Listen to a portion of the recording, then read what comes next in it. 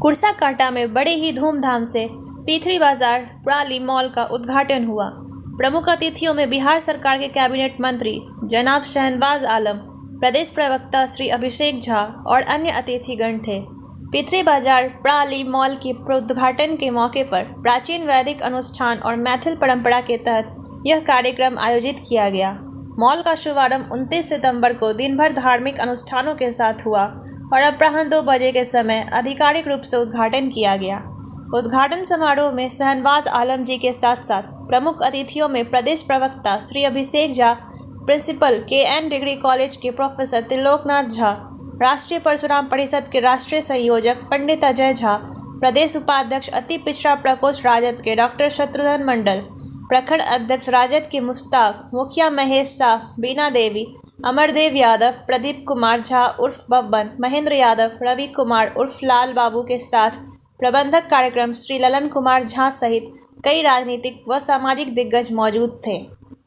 PM complex में आयोजित इस कार्यक्रम की अध्यक्षता समाज सेवी ई मनोज कुमार झा ने की थी, जबकि स्वागत में ई झा के साथ उनके अनुज डेढ़ुआ पंचायत के मुखिया संतोष झा तत्पर दिखे। इस महत्वपूर्ण मॉल के उद्घाटन से क्षेत्र में आर्थिक विकास और रोजगार के अवसरों की वृद्धि की आशा की जा रही है। लोगों एवं आगत अतिथियों ने ई मनोज बाबू के इस रोजगार पारक सपनों को साकार करने के लिए ढाकी भरकर बधाई दी। यूँ कहें तो सिकटी विधानसभा क्षेत्र के लोगों की भीड़ उमड़ पड़ी। चर्चाओं का बाजार गर्म था कि इंजीनियर मनोज बाबू सिकटी के विधानसभा चुनाव लड़ेंगे क्या। पर क्या कहेंगे पहले कि बिहार में ऐसे भी व्यवसाय को बहुत बढ़ावा दिया जाता है। अमूमन देखा जाता है कि पटना जैसे शहरों में या विभिन्न ज़िलों में अलग अलग तरह के मॉल होते हैं, बड़ी बड़ी कंपनियां आती हैं। कुर्साकांटा जैसे प्रखंड में इस मॉल की शुरुआत हुई है। सबसे पहले तो इस मॉल की शुरुआत के अवसर पर इंजीनियर मनोज झा जी और उनकी पूरी टीम को बधाई। आज इस मॉल के शुभारंभ के अवसर पर बिहार सरकार के माननीय मंत्री शाहनवाज जी उपस्थित हुए और अन्य गणमान्य लोग भी उपस्थित हुए। और पटना से चलकर आकर मुझे भी इस उद्घाटन समारोह में उपस्थित होने का मौका मिला। यहाँ के लोगों का प्रेम मिला, यह देखकर मन बहुत हर्षित और प्रफुल्लित है। और सबसे बड़ी बात यही, कुर्साकांटा जैसे प्रखंड में इस तरह के मॉल खुलेंगे, इससे यहाँ की दशा और दिशा दोनों परिवर्तित है। लोगों को यहाँ न सिर्फ खरीदारी करने का मौका मिलेगा, लेकिन मैं तो ये भी महसूस कर पा रहा हूँ कि जो मिडिल क्लास फैमिली के लोग हैं, जो रोज़मर्रा की कमाई करते हैं, उनके लिए भी यहाँ बहुत सुविधाएं उपलब्ध होंगी और एक बहुत खूबसूरत दृश्य देखने को मिलेगा। मैं पूरी टीम को बहुत बहुत शुभकामनाएं और बधाई देता हूँ। राजनीतिक पर बात करते हैं। G20 सम्मेलन हुआ था जिसमें मुख्यमंत्री गए थे और उसमें जो है एक फ़ोटो सामने आया था, प्रधानमंत्री उसमें थे। उस तब से कयास ये लगाया जा रहा है कि अपने मुख्यमंत्री जो हैं वो NDA में शामिल हो सकते हैं, ऐसी बात आ रही है। आप सभी को मालूम है कि G20 का जो आयोजन था उसमें शामिल होने का जो निमंत्रण है वो महामहिम राष्ट्रपति महोदया के द्वारा विभिन्न प्रदेशों के मुख्यमंत्रियों को मिला। और राजनीति में हम एक दूसरे के विरोधी होते हैं, दुश्मन नहीं होते। नीतीश कुमार जी की छवि ऐसी रही है।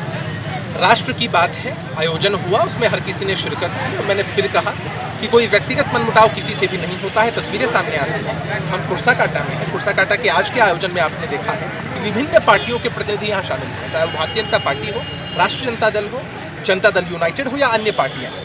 तो हम एक दूसरे की विचारधारा का विरोध करते हैं, लेकिन बहुत सारे लोग कयास लगाते हैं और बहुत सारे लोग बातें कहते हैं कि भाई नया एंगल सेट हो सकता है, पॉलिटिकल प्रोपेगेंडा सेट हो सकता है, लेकिन ऐसी बातें नहीं है। आदरणीय मुख्यमंत्री नीतीश कुमार जी ने के भागीरथी प्रयास का यह नतीजा रहा है कि जिस तरह से एक बड़ा व्यापक स्वरूप तैयार हुआ है गठबंधन का, आगे भी मजबूती के साथ इंडिया गठबंधन बन।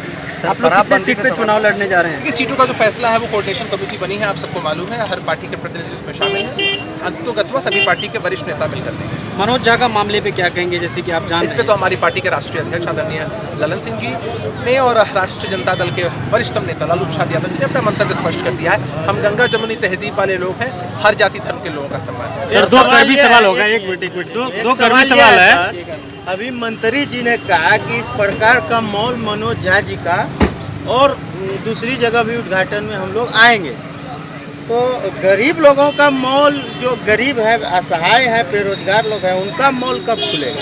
देखिए, बिहार सरकार की कई ऐसी योजना जो योजनाएं चलती ही हैं गरीबों को फोकस करके, ऐसे लोग जो पॉवर्टी लाइन के नीचे हैं उनको लेकर के, चाहे वो स्वास्थ्य से जुड़ी हुई हो, शिक्षा से जुड़ी हो, रोजगार से जुड़ी हो, सरकार अपना काम करते हैं। लेकिन ऐसे में अगर प्राइवेट उद्यमियों की तरफ से भी अगर इस तरह का प्रोत्साहन मिलता है, अच्छा बेहतर है। मैं तो आग्रह करूंगा मनोज झा जी के लिए कि जो भी चीज़ें यहाँ उपलब्ध हो, रोजमर्रा की चीज़ें उपलब्ध हो, उचित मूल्य पर उपलब्ध हो, ताकि यहाँ के जो लोग हैं उसका लाभ ले सके, इसके लाभुक बन सके।